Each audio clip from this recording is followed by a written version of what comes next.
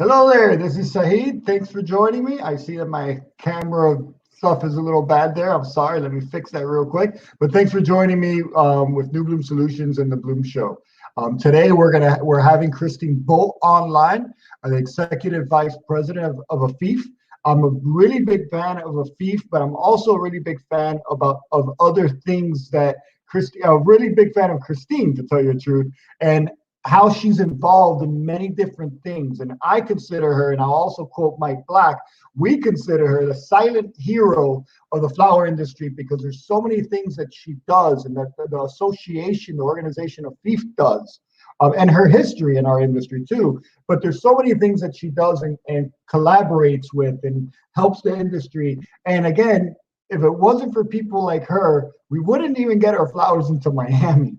And we don't really realize the value of organizations like that. So it was really the intention of this entire month to do Floral Industry Logistics Month. And I think who better than Christine Boldt in the beginning of the show, the first person to have to talk about the issues we're going through and also how we could help the floral industry community and the floral industry in itself to do better when it comes to logistics and how we can work together. And again, I really encourage everybody to share, to ask questions, to subscribe, to even place comments. And these comments will be answered later if you're just watching the show. So again, allow me and help me introduce and welcome Christine Boldt. Thank you.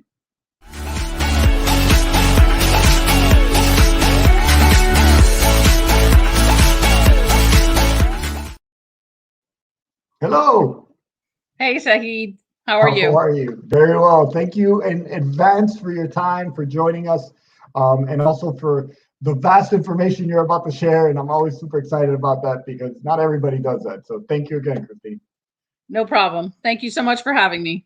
Thank you so much. Thank you so much for your time. So Christine, you know, and I saw a couple people joining us. Please ask questions. Please join in and chime in. And also remember to subscribe, like, and share and comment. Super important to us. So let me go straight to it. You have a great story of how you started, and also your mom was very involved in the industry. So tell us about that, please. So my mom started in the flower business in 1974. She was one of the first women that entered into the industry. She started as an office manager for a new importing company that was opening up. And then she ventured from there as a sales manager for another company. And then in the late 70s, she opened her own company. The company name was World Flowers. It was one of the first companies, independently owned companies here in Miami, especially by a woman. So when I was in high school, I started working for my mom, and my mom and I were very close. So I saw the industry grow. I saw it start. And in the late 90s, I went away to college and started a family. And then I came back in the late 90s to help my mom with her business, and really was completely engaged in the industry. We had a family-owned business, so I was able to participate in all aspects of it. And in 2004, the previous executive director for the Association of Floral Importers decided to retire. So I applied to be the industry representative. And instead of representing one company, I was able to represent, and am today able to represent, the entire industry. So it really gave me a firm commitment and opportunity to represent the whole industry because I already knew it intimately from my family business. Yeah. So, and prior to the executive director for the association, I worked as the president of the association that represents the credit importers. So Miami is very unique because 90% of all the flowers that enter the United States come in through Miami. And because of that, we've had a huge opportunity to really collaborate together as an industry to work on issues that can benefit the whole industry and benefit all the importers. So the Credit Association was one, but in 1982, the importers came together and said, there are a lot of issues that we need to work on together that are not how we compete against each other, but how we need to collaborate to work with the government, to work with the airport and the airlines, and how can we do that? And that's when AFIF was born. So my mom was one of the original supporters of the organization and helped start the organization. She sat on the board until she retired in 2006. So from 1982 to 2006, she sat on the board. So I had a lot of history. So it was very easy for me to step in and then become the industry rep. And I hit the ground running, because at that time in 2004, there were a lot of changes that were happening, and we were able to really work together to make sure we could streamline those and make the process faster and simpler. So tell me, what is AFIF? And then what do you do? But I know 30 minutes is not enough time to explain that. But what is AFIF? Tell us a little bit more about that. Okay, so the Association of Floral Importers of Florida, and we have a new tagline, which is AFIF, America's Flower Connection. We actually, our mission is to ensure the free flow of flowers. That's a very broad mission, but for me, it's very specific. My organization is not one of the largest, but it's very specific. I represent the flower importers. So anyone who imports flowers, they actually get a full benefit of what I do and what the organization does. We have a board of 9. We meet every month. We are extremely active and extremely streamlined in what we do. And we're able to pivot, very quickly if we have issues, because all of the members are right here within a 5-mile radius of the airport. So that really gives us an opportunity to address head on. We are one of the only organizations, I'm right here where the action happens. So if a member has an issue, or if there is a problem at the airport, at an airline, or with the government, I am the first means of contact. So members have a direct source. They don't have to worry about calling directly. They can actually have a third party, which is me, 24 hours a day, 7 days a week, be able to provide a support for them and help them if they're having an issue. On the other side, if the government is having issues and there needs to be information put out, I'm the first mode of contact for them. So I'm able to really get that information out there quickly. If we're in the middle of a holiday and there's a stumbling block, everyone can know right away. So there's a real advantage of having someone there to be able to really address things on an instantaneous manner for the members or for the government on either side. And again, something, and please correct me if I'm wrong, but what I've heard is you're not only doing this for the members, you're doing it for the members, but everybody else gets a residual here, right? Because if there's an issue, give us an example. And again, like I told you, I kind of go off of questions and really just get curious. Give us an example of how that would affect something that a member would invest in, you do, how that affects the industry and all the people that really don't understand the great value that AFIF brings to the industry. Right. So, I mean, AFIF has been here since 1982, and we really provide a streamlined support for the industry. Again, if individuals have problems, but overall, I don't just work for the members today and tomorrow. I work for the future. So I am constantly working on opportunities ahead of today. So I'm constantly working on pilots, on opportunities to help the industry. And that's where you're exactly right. I can't go to the government. I can't go to the airport and say, well, I want this only for AFIF members. Because when you're dealing with a government or an airline or the airport, it has to be for the industry. So that's where it would be great. We would be able to do so much more if we had more support.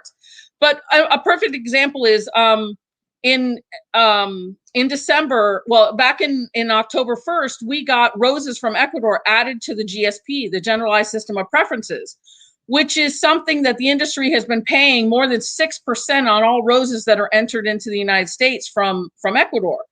So we worked on it for a couple of years, and we changed our tactics, and we were able to actually get roses in general added. And again, that was a huge feat. Since 2013, we've been paying duties. So that was a huge opportunity. But December 31st came around and the GSP expired.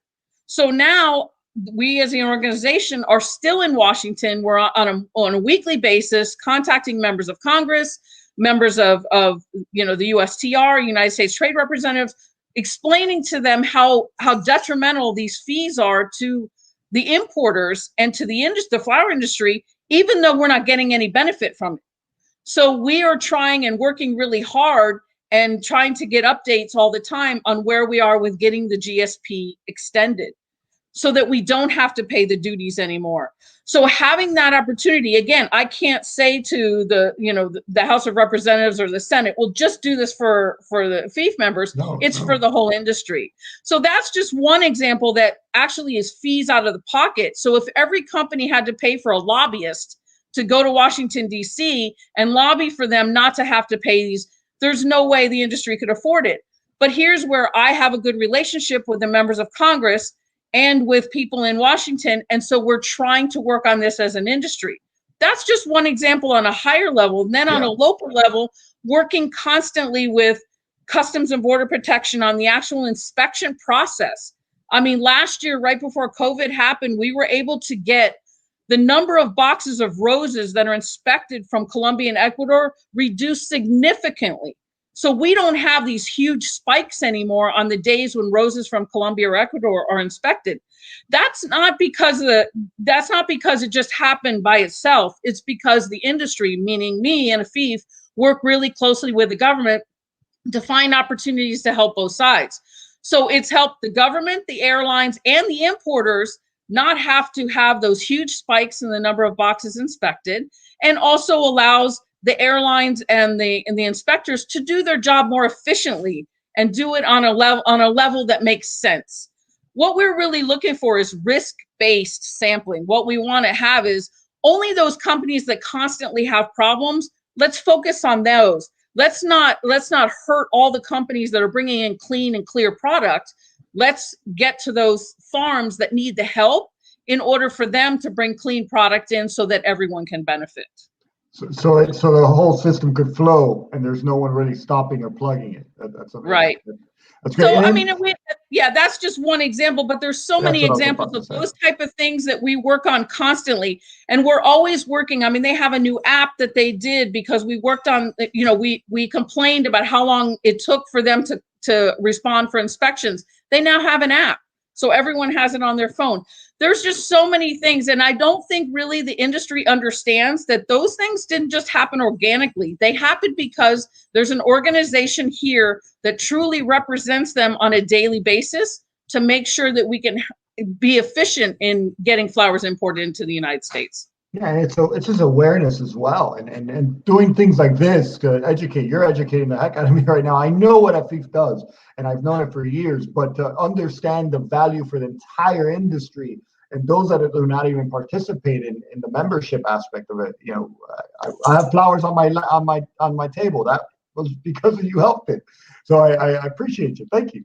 So question to you is what kind of people can help and support AFIF? What type of, and how can they help and support AFIF? Yeah, so I mean, AFIF is open to anyone who imports flowers into the United States. Of course, because 90% of all the flowers enter in through Miami, that's where the majority of the members are. But we are a Florida organization. So even if you're in Broward or West Palm, if you are the organization that represents, you're an importer of record, you have sales force in Florida, you can be a member of AFIF.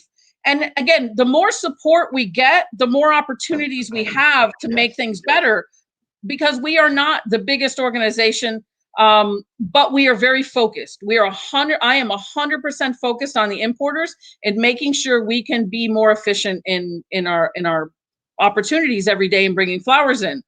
So anyone who's interested, please just contact me. I'm my website, afifnet.org, or thank you calling me. I'm happy to talk to anyone, because I think that there's so many opportunities that people just don't realize. And we have a long list of things we would love to do. We just don't have the resources or the ability to do them right away. So again, our board is very focused on making sure that we support everyone. One of the other things I wanted to mention is, in the past, 20 years ago, people always thought that AFIF was just about Colombia. It's really not. I'm here to say that I represent, and we represent, everyone that imports from everywhere.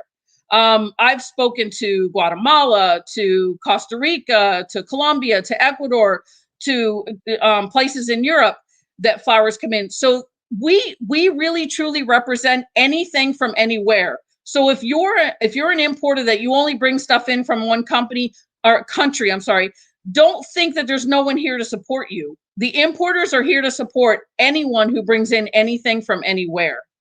And when you say support too, I've heard stories that people have actually called you and said, I'm having an issue, and you could sometimes help, and at least direct the person the right way. So is that correct as well? That's the type of support?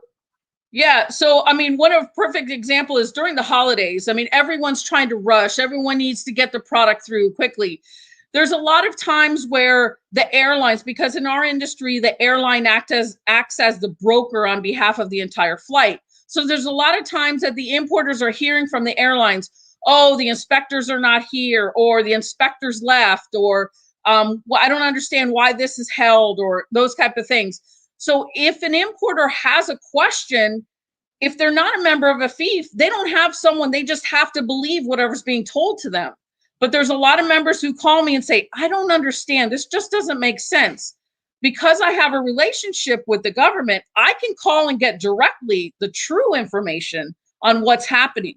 Because maybe it's not necessarily that the inspectors aren't there. Maybe it's because the airlines have too many flights that are arriving and they can't get to it right away. Or maybe the inspectors are having issues. Maybe there's too many airlines that are not willing to pay overtime. There's reimbursable overtime. Maybe there's a problem with something that's a part of the box or the paperwork, and they're just being told it's something different. So I can really hone in on what the real problem is and get a resolution. If there's a problem, we can get it resolved right away and make sure that we can move forward, because no one wants to hold anything.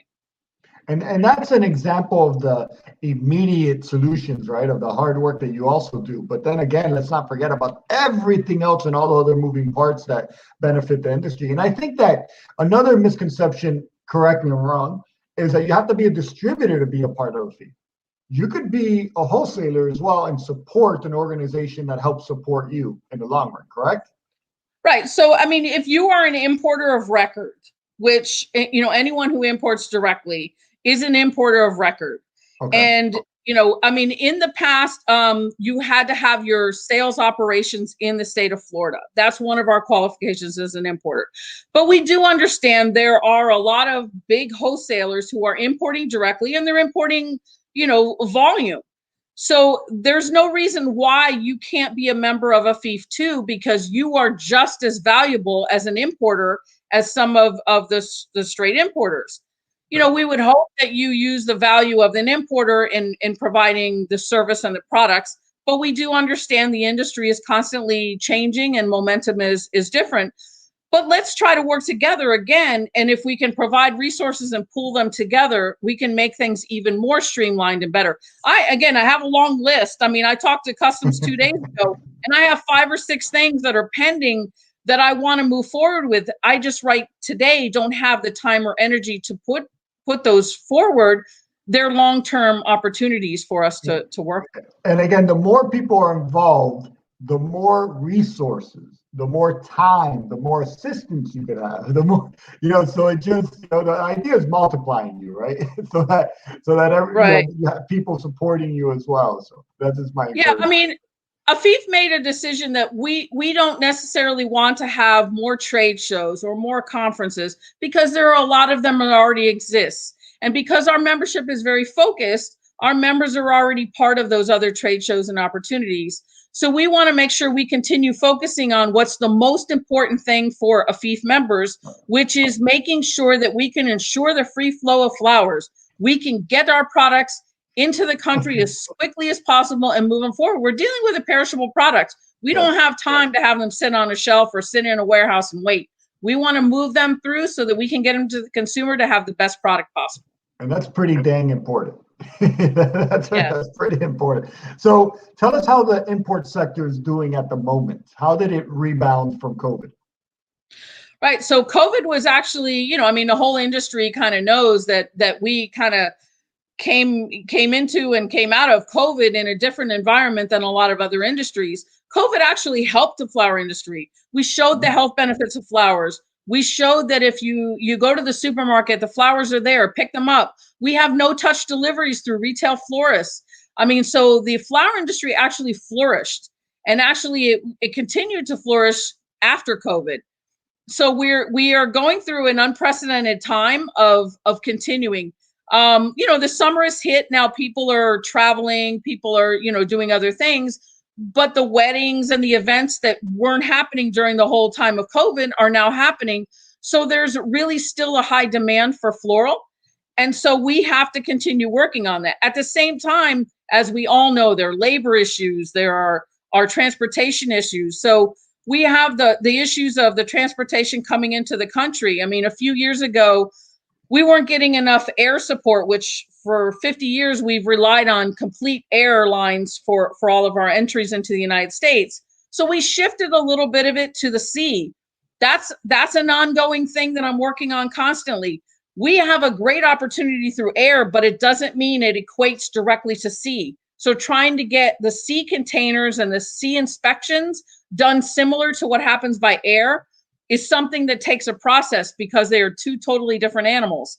So working with the seaport, the government, and trying to get them to understand that it's the same product, it's just a different mode of transportation. So working on trying to get those more equal instead of differentiated. And then on the other side, once the product comes in, anything that's flowing through to the traditional side, we have more than 25, 30 truck lines that are hauling flowers. Those truck lines are having transportation, logistics and labor issues too. So they're pushing back and wanting the importers to do more and more to provide the flower boxes to them in a manner that's easier for them. Well, that just creates problem for the importers to have to do more of the labor.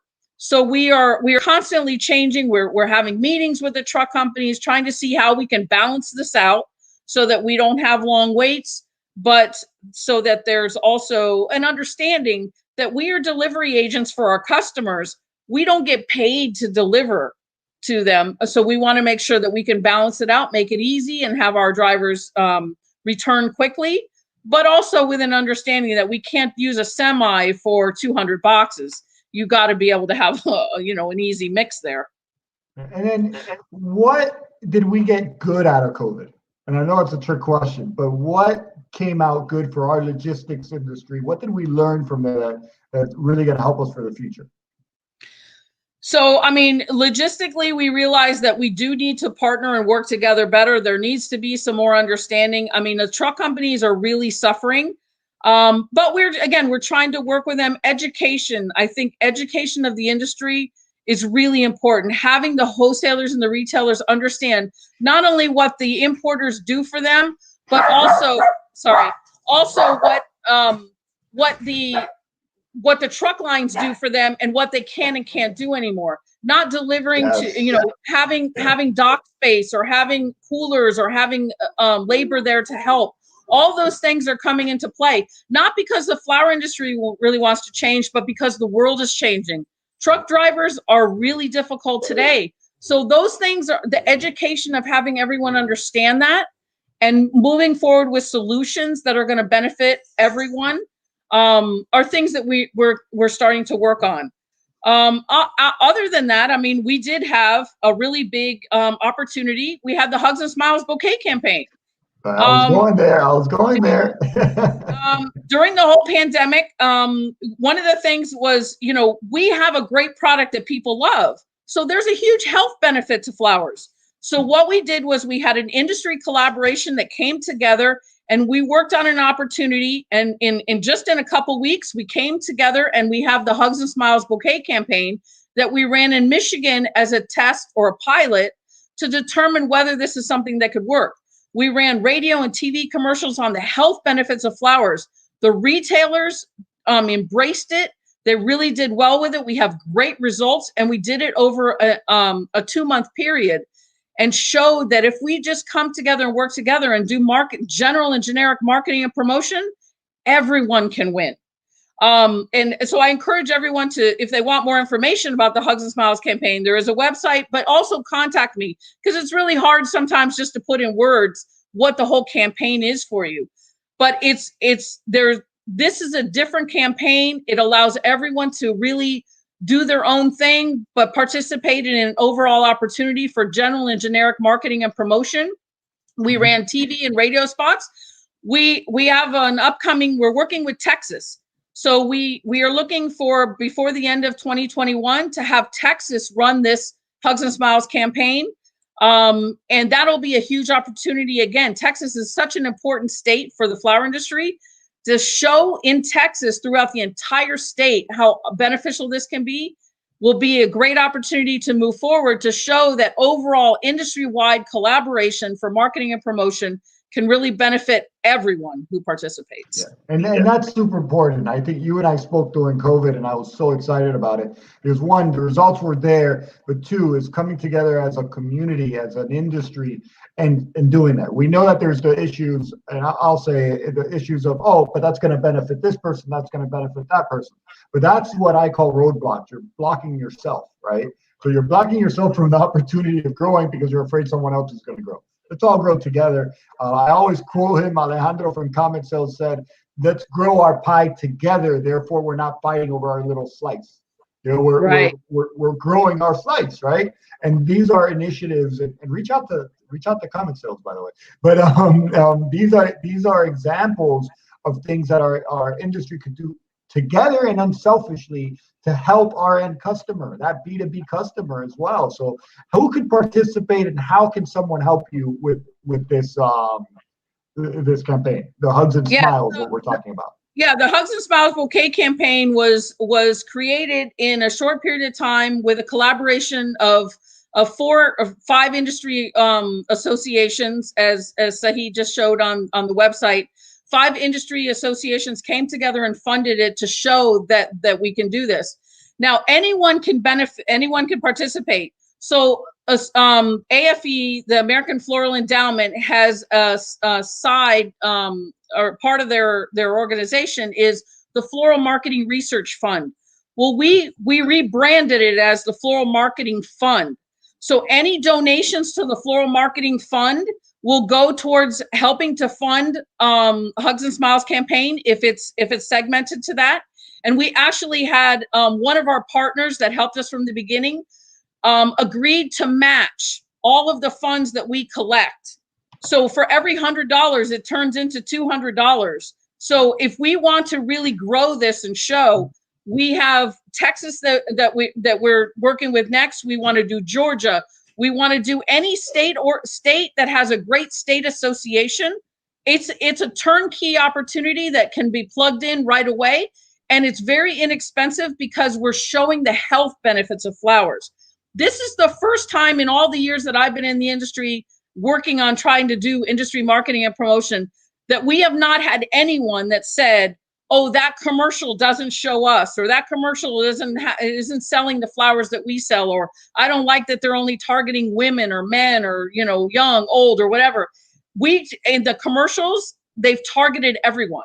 It's not for one particular, avenue of buying flowers or one particular person.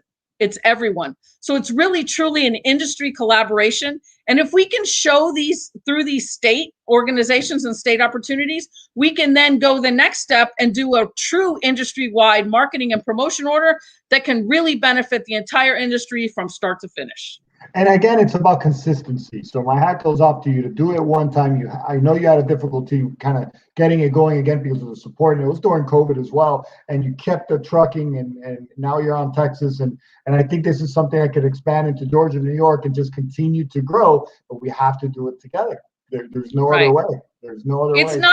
It's not about AFIF. It's not about any individual organization. And that's why we started the website floralmarketingsupporters.org. We rebranded the Floral Marketing Research Fund to Floral Marketing Fund. We really are an industry working together to try to get past all of those things and show that if we just put our resources and work together, we can really benefit the entire industry. Yeah, exactly. And it's, again, not that your competitor is going to take a little bit. Just worry about you, and worry about your piece of the pie, and take advantage of these opportunities. And that's why I said in the beginning, the silent hero of our industry. Not only is she doing logistics and helping us with imports, also trying to market the value and the value proposition of flowers, the beautiful aspect of the flowers, that it's an emotion, it heals, it really lights up a room. So again, my hat goes off to you, Christine. I've always told you that. I really appreciate everything you do. And I know many people are big fans of you as well, because of all the silent, quiet, diligent, hard work you do. So thank you so much for your time today. Thank you. I'm so passionate about this industry. I love it, and I want to continue making it grow as far as we can. And how can people reach out to you then? So, I mean, you can reach out to me through Christine@afifnet.org, or you can call the office. It's transferred to my cell phone if I'm not currently in the office. I'm always available 100% of the time. And here's their website. So check it out, write it down. Also, if you have any questions or comments, you can put it on the comments and I'll get to them. And if there's anything specific, I'll send it to her and I'll answer them. But again, thank you everybody for joining, and thank you very much for your time, Christine. I know you have 20,000 things to take care of today, so thank you so much. Always have time for you, Sahid. Thank you so much. I appreciate you. You're so kind. Thanks. Take care. Bye-bye. Talk to you soon. You too. Bye-bye. So as always, that was great. And I really appreciate when people just share with passion, right? So I'm really, really impressed and really just appreciative of having Christine around for doing these things that we might not even notice or be aware of, but we could be a part of it and we could also support it. There's many different ways that we could support. Sometimes it's not even financially. Sometimes that matters to extend the resources that an organization like this has. So I really just encourage everybody to find out more about this organization. Also, find out about Hugs and Smiles as well, because that's just a way of connecting the industry. Look, Got Milk did it, and you might get a chuckle, but they did it and it was successful. It was extremely successful. Even to this day, we're saying Got Milk. Right. So there's no reason why us as a community and an industry can't come together and doing marketing together as well, and also supporting associations like AFIF. So thank you for your time. Again, follow us this whole month as we're doing floral industry logistics. That's our topic. So we're having floral industry leaders and startups, you could say, join us. We have a box company that created one standard box. So that's really going to be companies called Cargo Light. They're out of Africa. That's super exciting. We're having Calair come on board as well. And then we're having a local Florida delivery company, but that last mile, which seems to be super important lately. And that's Alex Cano of South Floral Transit. So join us. Again, if you want to reach out to me, I am an open book. I love to collaborate and help people connect. So reach out to me at Sahid at New Bloom Solutions. And I'm always here to connect, or just go to my website and schedule a meeting if my calendar's free, and we'll sit down for 30 minutes. And it's just a part of my passion to get back to the industry. And then as well, please subscribe, like, share, and comment. It really helps us keep keeping on, right? Keep on keeping on. So again, thank you so much to Christine. Thank you so much for everybody that followed and watched today. Truly appreciate everybody, and hope to see you next week. Take care. Bye-bye. I gotta first do this.